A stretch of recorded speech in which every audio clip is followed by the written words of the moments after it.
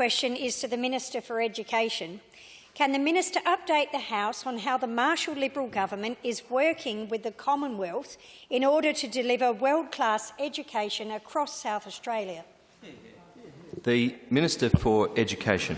I thank you, sir, and I thank the member for King for this important question. I know that she cares passionately about education, that she supports the government's ambition to deliver world-class education for every child in South Australia, every preschool and school, every town and suburb in our state, where we want our children to get the support, to get a year's growth in their education every year, to see them supported to fulfil their potential, to be on a pathway to success. And last night in the federal budget it was very clear that we have a partner in that ambition in the Morrison federal Liberal government, and we're very pleased to continue working with them to that effect. It's a new approach that's been taken over the last 3 years, where we seek to work with the federal government rather than to fight with them all the time for media appearances. We find that there is indeed great advantage to our communities and our families and our students in working with our partners rather than constantly fighting with them, as was the approach taken previously. Now, I think that there are a couple of things to particularly reflect on in relation to last year's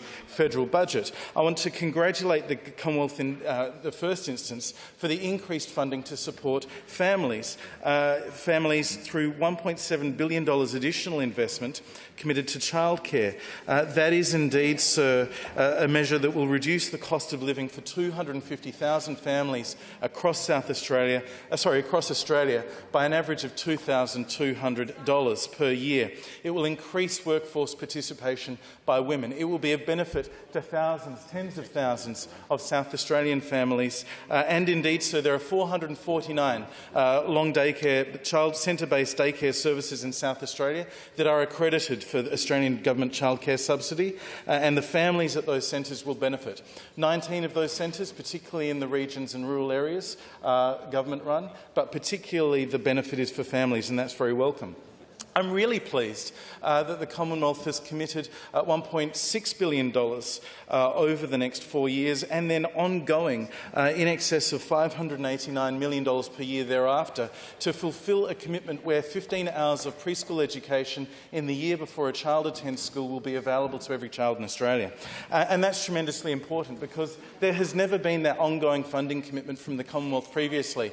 There was a 3 or 4 year deal done originally with Julia Gillard, and then the funding was to end. And then there's been incremental extensions of year by year since then, and we've worked with the Commonwealth to be able to get an outcome that sees that funding ongoing. It's tremendously important for our workforce planning. It's tremendously important for people working in the sector. Of course, the Leader of the Opposition indicates that it shouldn't have been stopped in the first place. It was indeed a federal Labor government that put an end date to that funding and then put it in a situation where it wasn't ongoing funding. And it is indeed Alan Tudge's credit and Josh Frydenberg's credit and Scott Morrison's credit that they are the first federal government that has ever committed that in an ongoing fashion. I commend them for that.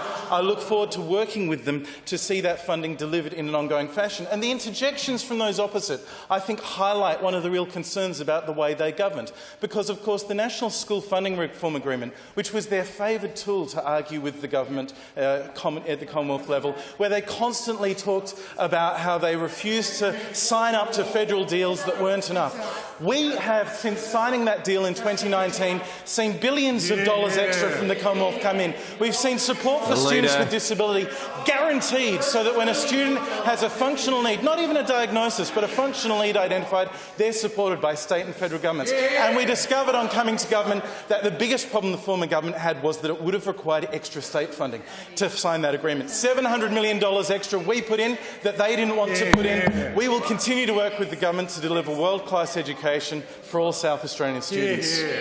Order the